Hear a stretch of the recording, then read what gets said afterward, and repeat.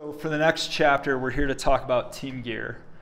This is a good place where if I were racing with Cam, for instance, I would give him the 35-liter pack, and he can carry all the weight. It's something to consider, though. Give the stronger person the bigger pack. But it's a lot of gear, so let's get to it. The first thing on it is an emergency shelter. Which one's this one? So this is the Brooks Range Alpini Shelter 200. This is an example of like one of the lighter weight, kind of more minimal shelters that you can bring. It's essentially just like a two-person bivvy. And what Cam said is he's almost never taken it out of the stuff sack. Yeah, I took it out once 5 or 6 years ago to see what it looked like, and it's lived in the stuff sack ever since. And Brooks Range is no longer making the shelters, so you got to find something different. But if you wanted the Black Diamond Mega Light or the Mega Mid, this is actually something I use for glacier travel all the time. It's a super handy spring shelter because you can dig a pit and make it kind of like as big as you want. So this would be a good way, as Cam said earlier in the videos, to not spend $200 for something that would only sit in your Grand Traverse pack. So that's an emergency. It's still really light. Again, I'd make Cam carry it though. Navigation. This changed this year, so we have the bad example. Yeah, so I had this old laminated map that I used every year before this, but I honestly can't really see much other than like general features, so this is now no longer acceptable. And we recommend now the Lat 40 maps are similar that show the whole course in one big picture and with a lot more detail, and this would help you navigate your way out of a bad situation much, much more effectively. Sweet, those are the maps. To use that, we'd also need a compass. Yep. We don't want one of the really little pin-sized toy compasses. You should be able to at least be able to get a cardinal direction off of it. That's still super light. Altimeters, the watch does work. This is a Suunto watch with probably more functions than anyone would ever need, and then it lives on your wrist.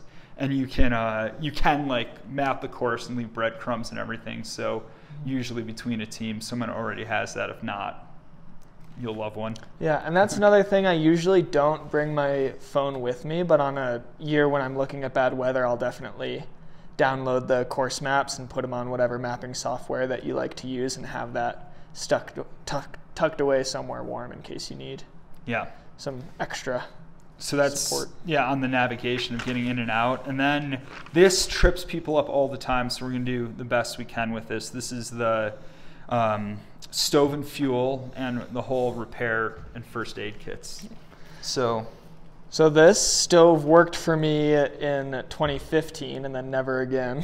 Where I just have like little fuel blocks that I can burn to, in theory, boil water, but these in bad weather conditions really aren't going to do you much good, so these are no longer allowed, the solid fuel block stoves. So now we do allow alcohol stoves with a minimum of 4 ounces of fuel.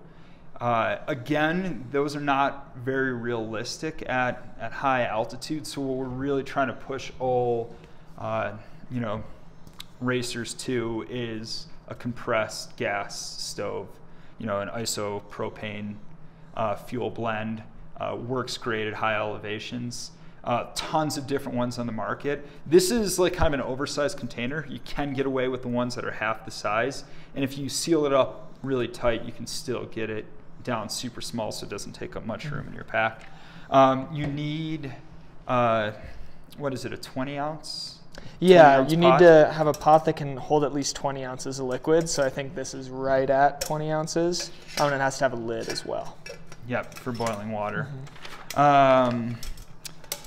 So then you need a lighter to get it going.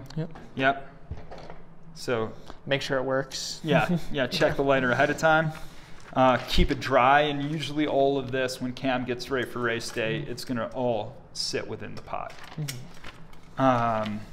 So let's look at some repair kit stuff here. One thing is, this is kind of how I bundle it up, where I'll take a volet strap and put it around a whole bunch of duct tape with the baling wire kind of like stuck inside there.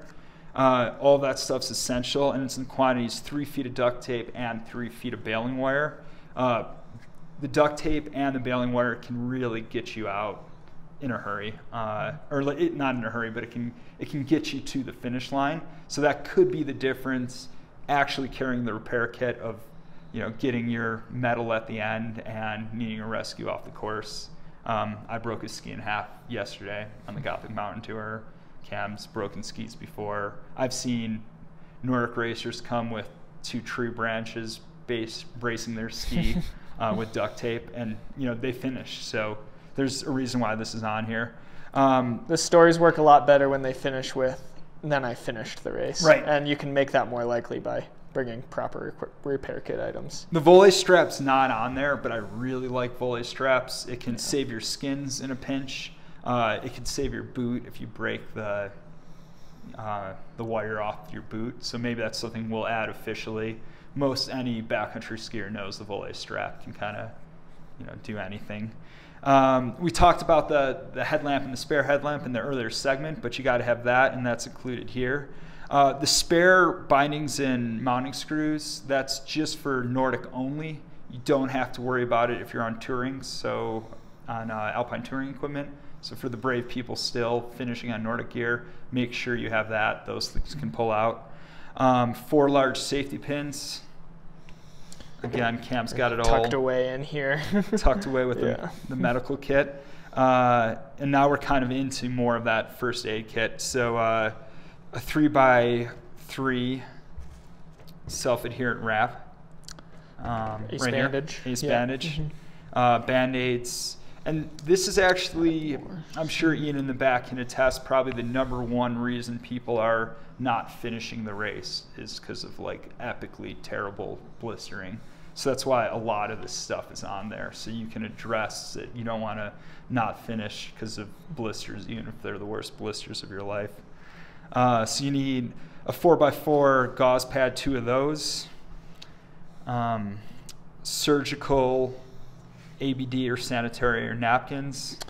I'll have more than these during the race, but I just have some small examples here. And then, prescription meds, if you need them, make sure you have them, but have at least some ibuprofen for anybody else, because that can be the difference between finishing and not. Alcohol swabs, you just kind of showed those.